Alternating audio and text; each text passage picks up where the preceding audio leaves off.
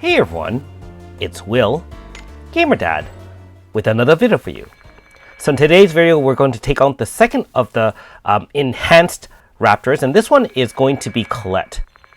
Now, if you haven't already, make sure you like and subscribe to my channel. I really appreciate it. I also do have a Patreon account for those who want to support me this way.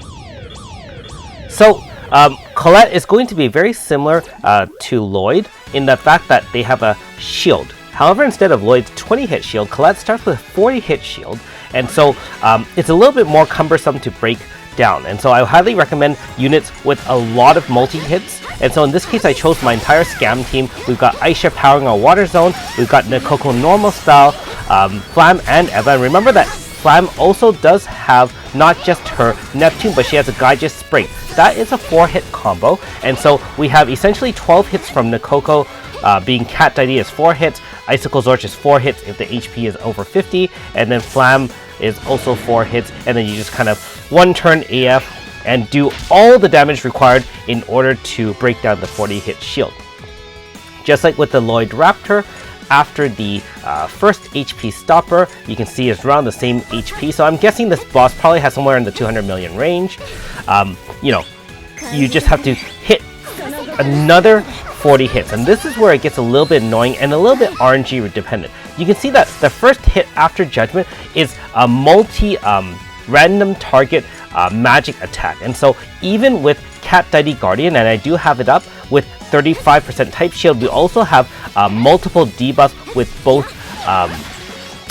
triple debuff from Aisha in Water Zone. You can still actually die, and so I did have to try this a few times just to kind of make sure everything's good.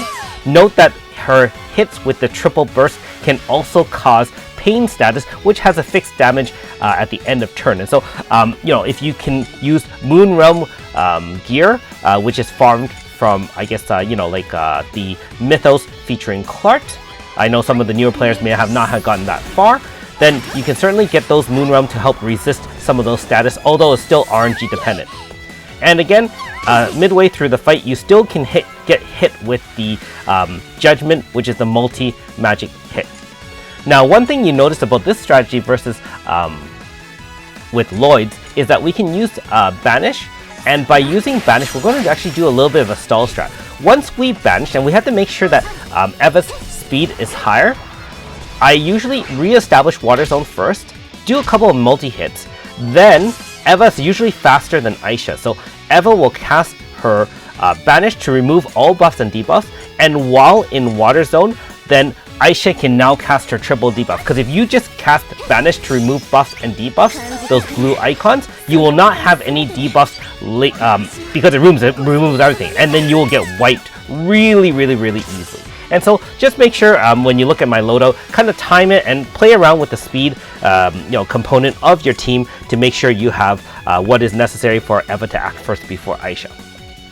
After which, all I do here is I just kind of wear it down, and now that it has no more shields and it doesn't seem to be doing anything, I'm going to set up with a break using Icicle Zorch and do no attacks, and Neptune can bring it to the last HP stopper. Now note that after turn 3, Neptune does stun Flam immediately after using it and at the beginning of the next turn. However, because we do have a 120 light Aisha, because I've been grinding her in Total Theater World, we do have enough room for 2 badges. I'm now using the Fresh Heal badge, which allows me to cast Fresh Heal to remove the stun, and she can now contribute to the AF using Gaija Spring. We're not using Neptune here at this point because, like I said, we don't want to stun again, but really we have to wear down the 40 hits anyways, and so at this point we're just going to hit. If your Lunatic wears out, I am already using the Grasta, which is the power of Benefic, to enhance or extend the Lunatic by 2 turns to 5 turns instead of 3. You can actually reactivate Lunatic at some point in the middle phase when you've already banished away the boosts, because I don't think it recasts it. So you can let me know in the comments below if I'm wrong, but I don't believe so. In this case, you just kind of stall it out. This one only kicks back 1 unit at a time instead of the annoying Lloyd one where it kicks back 2 random ones. That's a lot harder to set up. I realize this is not a low turn clear. However, it's kind of fun to bring back Nikoko, being that Nikoko, just like RCF, can adapt to any elemental zone, and especially since Nikoko is now featured in her Fireside Cat AS version. Other than that, you can see the Banished Grasta there, and Nagi carrying, as well as Altina, which is to help proficiency debuff just in case you get debuffed by the enemy. Thanks for watching. We'll see you next time.